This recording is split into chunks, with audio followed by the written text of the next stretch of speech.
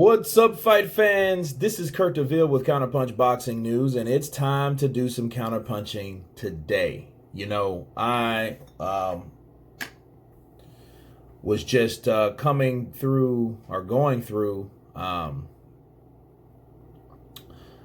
recent videos, and I see a video just popped. It's live, actually, right now. It's Mr. Blue Blood Sports TV. We bump heads occasionally when dealing with certain fighters, and that hasn't stopped, and that won't stop. That will not stop, obviously. He is now the new narrative of the LDBC is that Alexander Usyk, just did a video about this, is a smokescreen for Anthony Joshua, meaning that Eddie Hearn is taking Usyk and using Usyk as a buffer between Joshua and Deontay Wilder. Now,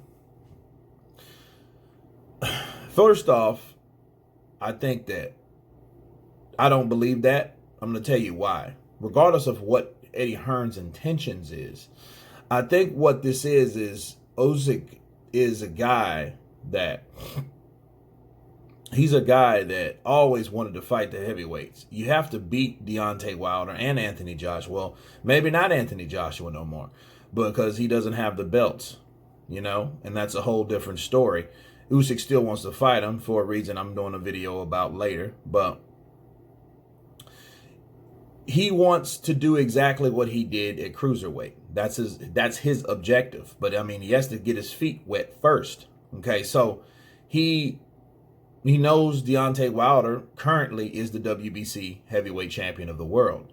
That's why he's calling him out. That's why he's saying he's the easiest. That's why he wants to fight him. He wants to box Deontay Wilder. Deontay Wilder went back to the basics. Why? If you had to go back to the basics, that tells you something. You don't know the basics.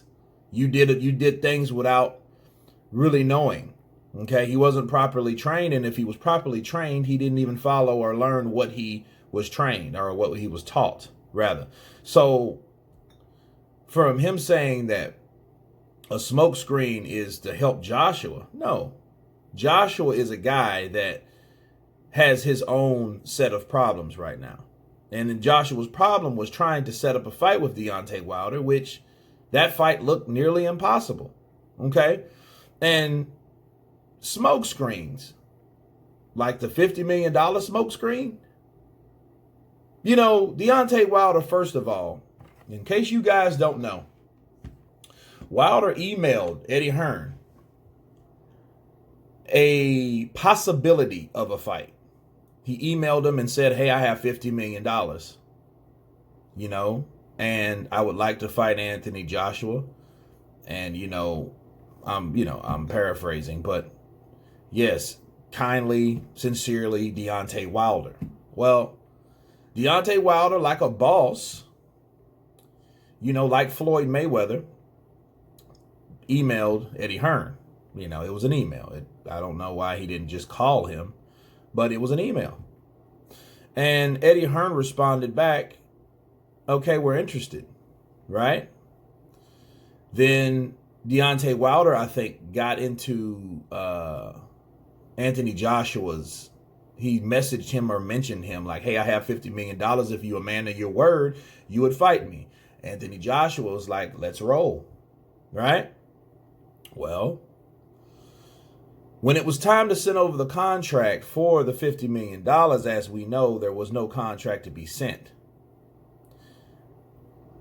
So you're saying you got $50 million, or you have $50 million to offer the unified champion for a possible fight, being the WBC champion. And first of all, he did that like a boss. And I know that was some classic Mayweather copycat shit, simply because Mayweather did that with Manny Pacquiao. He called Manny Pacquiao, though. That's some bullshit, first of all. He got him on the phone himself, called him, and offered him $40 million. And Manny Pacquiao told him, I want 50-50, and got off the phone. Now, the difference is between Floyd and Deontay Wilder. Floyd did not have an official boss, okay? Deontay Wilder does. He has two managers, two promoters. He has Shelly Finkel as his manager. JD's is his trainer / manager. He has Lou DiBella is another promoter. Then he has Al Heyman as his advisor. Those are 4 people right there. So you think if he wanted to fight Joshua, he would have went through one of those guys instead of trying some Mayweather copycat shit to email Eddie Hearn, which he's paying these other guys now. Like, why are you paying them? If you know they're not doing their job, or I guess you don't figure, I guess he just thought himself like, hey, I can do this myself. You know, and I wonder what was the conversation that went on. Like, well, why would you email him? And that's my job, Deontay, said Shelly. You know what I mean? So, but he did nonetheless, you know, just showing you the difference between Floyd and Deontay. Deontay has management, Floyd did not, you know. So when it was time to send the contract, they were like, no, you have to tell us yes first. What the kind of shit? Like, you can't send the contract over to show that this is a legitimate offer? That's the backstory, people. Okay? Now, Joshua's been beaten. Joshua's going out for the rematch to get the belts back. That's what this fight was for, you know, the undisputed. Wilder, you know, Wilder fought Fury, and he hit a snag. And, you know, of course, we know Joshua hit a snag. So, you know, but Deontay, he got a draw instead of a loss, right? Now he wanted to fight Fury again. But then the fight between him and Joshua, that opportunity came many times. He totally dissed that fight or any idea of fighting that fight. And the excuse was, I want to right my wrongs. Now, after Andy Ruiz beats Joshua, now he's, I want to fight for undisputed. Well, you had all that opportunity, and people knew you had that opportunity, and you turned down $100 million. So twice as much of the fuckery that you claim Joshua did, and the $100 million offer was there because you had a sit down with John Skipper. This wasn't a fucking email that was sent across the pond. Okay, so it's crazy that these channels are creating this stuff and not putting all the information on there. Now I'll say this. If Joshua beats Ruiz, and then Joshua goes and says, hey, well, you know what? I'll fight who I want, like he did say, because I know where that's going, and I know where that video is going, because he's over there preaching.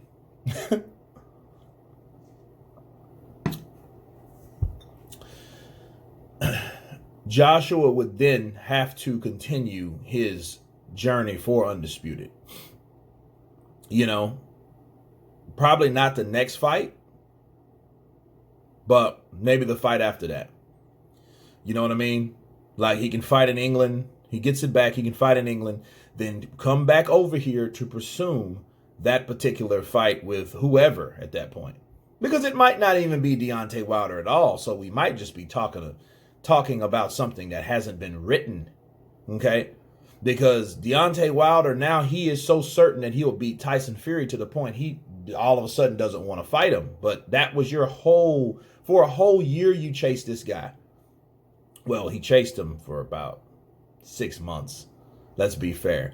Because after June, he wasn't really, because the idea didn't really hit him. I guess he didn't have the say-so from King Heyman over there. The Heyman god. He didn't have that say-so to start talking and boasting about fighting Ruiz. So he didn't. He congratulated him at first. You guys remember that. Then, of course, he blasted Joshua, said he quit, and he didn't have a heart of a champion, right? Then he started, giving Joshua good praises. Well, he can come back. That's how people become a 2-time and 3-time champion. Then, all of a sudden, he wants to fight Ruiz over the fight that he finally got the privilege enough to sign, which was Tyson Fury rematch. So it's weird to say like, oh, well, Usyk is a smokescreen for Joshua to protect him from Deontay, when, first of all, Usyk has been calling you out. He's called out everybody. He wanted to fight Joshua. He said the most difficult would be Fury, okay? And he did not care for Deontay because Deontay he felt he didn't seem or appear humble about, based on the things that he said. So that's that. So if I don't know who watches that channel, but I had to counterpunch that video because that video is preaching a narrative that, oh, see, Joshua, he's going to go back and don't want to fight anyone else. If that happens and he doesn't fight anyone else, there may be some truth to that. Maybe. But then you can't undo everything that's already been done. When people make attempts and attempts and attempts, it makes them bitter. It's like little boy cried wolf. Oh, man, I want to fight you. I want to fight you. Here's some money. No, I don't want to do that. That's slave wages. I want to fight you. I want to fight you. Here's some more money. Man, I don't want to do that. Okay, I'll do that after you got to fight. Man, I want some more money. Oh, I'm fighting Fury. Fuck off. Right? I draw with Fury. Then after Fury, I want Fury again. Well, what about Undisputed? Then they offer you, then that fight falls through because Tyson Fury tells you to go fuck yourself. And then you get an offer that you shouldn't have refused and you did it anyway. So what are we supposed to believe? That's that in a nutshell. That's Deontay Wilder. And I'm waiting. And if that's the case, if he feels that way, if Deontay Wilder, if Joshua beats Ruiz, then Joshua goes back to England, of course. It's up to Deontay Wilder at that point to start making offers. Since his profile has been risen, he can offer Joshua something. Go fight him over in the UK. Go fight him in Saudi Arabia. Something. If he really wanted to fight for Undisputed. But we will see when that time comes. You guys tell me what you think about these comments, about this counterpunching video. Of course, please subscribe. And you guys been Counterpunch. Peace.